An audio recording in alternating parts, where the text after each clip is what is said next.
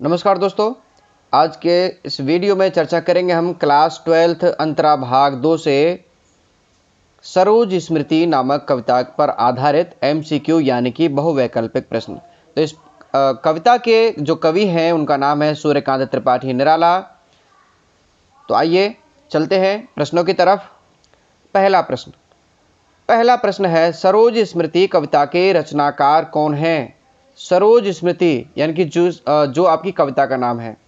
इस अंतरा पुस्तक में सूर्यकांत त्रिपाठी निराला की 2 कविताएं हैं, सरोज स्मृति और गीत गाने दो मुझे। तो उसमें सरोज स्मृति के रचनाकार कौन है? सूर्यकांत त्रिपाठी निराला, जयशंकर प्रसाद, अज्ञेय और तुलसीदास। तो उसमें विकल्प ए सही है, सूर्यकांत त्रिपाठी निराला। प्रश्न नंबर 2, सूर्यकांत त्रिपाठी निराला का जन्म कब हुआ? सन 1898 ईस्वी में, सन 1998 ईस्वी में, सन 1819 में, सन 1907 में। तो इसमें विकल्प ए सही है, सूर्यकांत त्रिपाठी निराला का जन्म सन 1898 ईस्वी में हुआ था। कहाँ हुआ था? बंगाल के मेदिनीपुर जिले के महिषादल ग्राम में हुआ था, महिषादल ग्राम में। प्रश्न नंबर 3 है, निराला की पुत्री का क्या नाम है? यानी जिस पर पूरी कविता आधारित है, जो इस पूरी कविता की नायिका है, वही उनकी पुत्री का नाम है। तो आपने अंदाजा लगा लिया होगा यदि आपने कविता पढ़ी है तो। ए मीना, बी सरोज, सी सुशीला, डी शकुंतला। तो इसमें से आंसर होगा सही, सरोज। उनकी पुत्री का नाम सरोज था और सरोज पर ही आधारित सरोज स्मृति की उन्होंने रचना की है। चौथा प्रश्न है, सरोज स्मृति कविता में कवि ने मुख्य रूप से किसका वर्णन किया है या सरोज स्मृति की नायिका कौन है? यानी कि ये 2 प्रश्न बनते हैं, दोनों प्रश्नों का उत्तर एक ही तरह का होगा। ए शकुंतला, बी निराला, सी सरोज, डी सरोज की नानी। तो इसमें उत्तर है यानी सरोज स्मृति की जो नायिका है वो है सरोज। सरोज इस कविता की नायिका है। मुख्य रूप से इसमें इसी का वर्णन किया गया है। प्रश्न नंबर 5, कवि ने सरोज के विवाह को आमूल नवल अर्थात पूर्ण रूप से नए प्रकार का क्यों कहा? यदि आपने कविता सुनी है, कविता की व्याख्या पढ़ी है, तो आपको उसमें एक अलग ही भावों पर आधारित उसकी व्याख्या मिली होगी। ये आमूल नवल क्यों कहा था?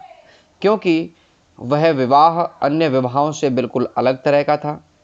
उसमें किसी रीति रिवाज को नहीं अपनाया गया, ना कोई रात्रि जागरण हुआ और ना ही कोई रिश्तेदार बुलाया गया था। उपरोक्त सभी। तो इसमें विकल्प डी सही है, उपरोक्त सभी, क्योंकि ऊपर की तीनों ही बातें बिल्कुल सही हैं।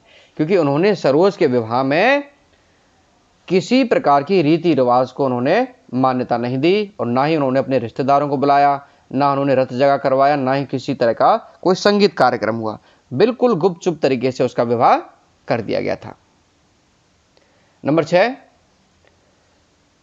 सरोज के हृदय में किसकी सुंदर छवि झलकने लगी? यानी जब सरोज का विवाह होता है, विवाह के लिए वो जब तैयार हो रही होती है, तो कवि कहते हैं अपनी बेटी की सुंदरता का चित्रण करते हुए कि उसके मन में क्या भाव है कि ए स्वयं की सुंदर छवि झलकने लगी, निराला की, प्रिय की, परमात्मा की। तो उसके मन में अपनी प्रिय की, यानी कि जो उसने अभी तक देखा नहीं है, उस प्रिय की यानी कि उस पति की उसमें सुंदरता झलकने लगी, यानी उसकी छवि झलकने लगी। तो इसमें विकल्प सी सही है, प्रिय या पति की। नंबर 7वां, होठों में बिजली फंसी स्पंद पंक्ति का क्या आशय है? होठों में फंसी बिजली फंसी स्पंद, यानी होठों में बिजली कंपित होती है। इसका क्या अर्थ है? धीरे धीरे मुस्कुराना, होठों में बिजली का फंसना, होठों पर बिजली का गिरना, सरोज द्वारा क्रंदन करना। अब देखो, होठों में बिजली फंसती नहीं है। कवि ने यहां उनकी जो मुस्कुराहट है, जो उनके जो चेहरे के भाव हैं, उसको प्रकट करने के लिए बिजली के स्पंदन का उदाहरण दिया है। तो इसमें जो इसका विकल्प होगा सही वो है धीरे धीरे मुस्कुराना। ये इसका सही उत्तर है, होठों में बिजली फंसी स्पंद। नंबर 8, नत नयनों से आलोक उतर पंक्ति में कौन सा अलंकार है? नत नयनों से, देखो यहां एक अक्षर 2 बार आया है, न। 3 बार है न न न। तो यहाँ अनुप्रास अलंकार होगा या उपमा होगा या रूपक होगा या मानवीकरण अलंकार होगा। तो आप जानते हैं कि जहां पर एक वर्ण एक से अधिक बार आता है, बार बार आवृत्ति होती है, वहां पर अनुप्रास अलंकार होता है। तो इसमें उत्तर ए सही है, अनुप्रास अलंकार। नंबर 9, सरोज स्मृति खाली जगह है। सरोज स्मृति क्या है? एक शोक गीत है, विदाई गीत है, विवाह गीत है या देशभक्ति गीत है। तो सरोज स्मृति सरोज की याद में लिखा गया गीत है, यानी सरोज की मृत्यु हो जाती है तो उनके दुख से दुखी होकर के इनकी यादें उनको आती हैं, तो उन्हें शोक में यह गीत लिखा है। तो ये जो गीत है ये शोक गीत है, तो इसमें विकल्प ए सही है। नंबर 10, और मैं भर झूली थर थर थर, यानी यहां से लेकर के यहां तक पूरी पंक्तियों में, इन पंक्तियों में सरोज के किस भाव का चित्रण है? ए, प्रिय के स्मरण से उत्पन्न प्रसन्नता का भाव, बी, डर का भाव, सी, पिता के नाराज होने से उत्पन्न क्रोध का भाव, डी, उपरोक्त में से कोई नहीं। तो इसमें विकल्प सही होगा पहला, यानी कि ए विकल्प सही है। प्रिय के स्मरण से उत्पन्न प्रसन्नता का भाव सरोज में दिखाई देता है जब उनके विवाह की तैयारी हो रही होती है, जब वो विवाह के लिए उनको तैयार किया जाता है। तो इसमें ये जो पंक्तियां हैं, इनमें सरोज के मन में जो प्रसन्नता का भाव है वो दिखाई देता है। विकल्प ए सही है। नंबर 11, प्रस्तुत कविता में किस बिंब का विधान हुआ है? बिंब यानी कि जो स्मृति चित्र होते हैं, जब हम किसी घटना को देखते हैं तो उसको जब याद आती है तो हमारे दिमाग में पहले एक चित्र बनता है और उसी को बिंब कहा जाता है। तो इसमें ए, स्मृति बिंब व चाक्षुष बिंब, श्रव्य बिंब, भावना बिंब, रुदन बिंब। तो सरोज स्मृति जो कविता है इसमें स्मृति बिंब और चाक्षुष बिंब, यानी पूरी घटना हमें ऐसी लगती है जैसे हमारी आंखों के सामने सब कुछ हो रहा हो। सरोज का विवाह भी हमारी आंखों के सामने हो रहा है, वो जब खेलती है बचपन में तो वो भी हमारे सामने खेल रही है, और जो स्वयं निराला है वो किस तरह से बैठ करके सोच रहे हैं वो भी हमें सब कुछ दिखाई देने लगता है, कि हमारे दिमाग में एक चित्र बनने लगता है सब कुछ। तो इसमें चाक्षुष बिंब है और स्मृति बिंब है। नंबर 12, सरोज स्मृति कविता में किस रस की प्रधानता है? वो आपने देखा होगा कि वो शोक गीत है, तो यहां पर इसमें करुणा है, वो क्रंदन कर रहे हैं। कौन? सूर्यकांत त्रिपाठी निराला। तो इसमें करुण रस है, शांत रस है, श्रृंगार रस है, अद्भुत रस है। तो इसमें ए विकल्प सही है, करुण रस। पूरी कविता में करुण रस की विद्यमानता है। भले ही वो अपनी बेटी का श्रृंगार का चित्रण कर रहे हैं या उनके हंसने खेलने का चित्रण कर रहे हैं, भाव करुणा का ही रहता है, दुख का भाव रहता है। नंबर 13, सरोज स्मृति कविता की भाषागत विशेषता कौन कौन सी है? सरोज स्मृति कविता में भाषा की जो विशेषता है वो किस किस तरह की हैं?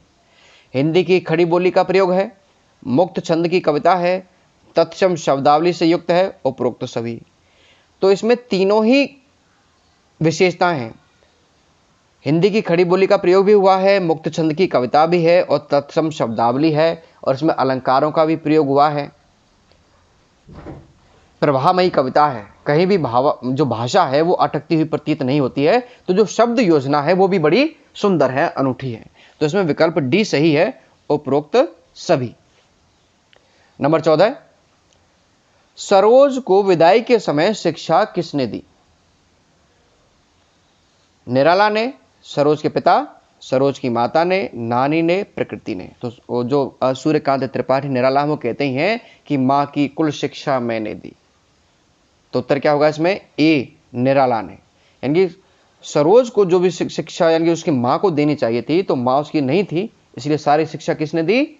निराला ने दी। 15वां प्रश्न है, सरोज की विदाई की समानता कवि ने किससे की है? शकुंतला से, सरोज की मां से, उर्वशी से, सीता से। अब देखो समानता दो तरह से की गई वहां, कि एक तो उनकी जो सरोज की सुंदरता की समानता की गई थी, किससे? जो कामदेव की पत्नी है रति, उसकी सुंदरता से तुलना की गई थी। और जब उनका विवाह हो रहा था तो सुंदरता को देख करके फिर किसकी याद आई थी कवि को? सरोज की मां की याद आई थी। उसको अपने वसंत के दिन याद आ गए थे। लेकिन जब उसकी विदाई की बात आती है तो विदाई की समानता उन्होंने की थी शकुंतला से, यानी कि शकुंतला के जो पिता थे ऋषि कण्व, उन्होंने उसकी विदाई की थी। तो इसमें विकल्प ए सही है, शकुंतला से उन्होंने तुलना की, समानता की। 16वां प्रश्न है, सरोज की मृत्यु कहां हुई? ससुराल में। सरोज की मृत्यु कहां हुई? ससुराल में, ननिहाल में, निराला के गांव में, दिल्ली में।